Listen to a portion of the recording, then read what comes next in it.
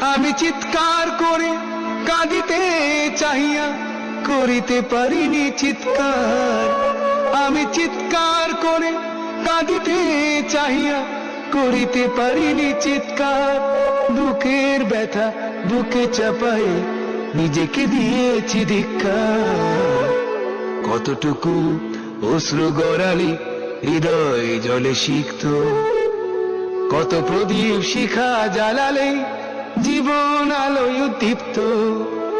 কত ব্যথা বুকে চাপালে তাকে বলি আমি ধৈর্য। নির্মমতা কত দূর হলে জাতি হবে নির্লজ্জ।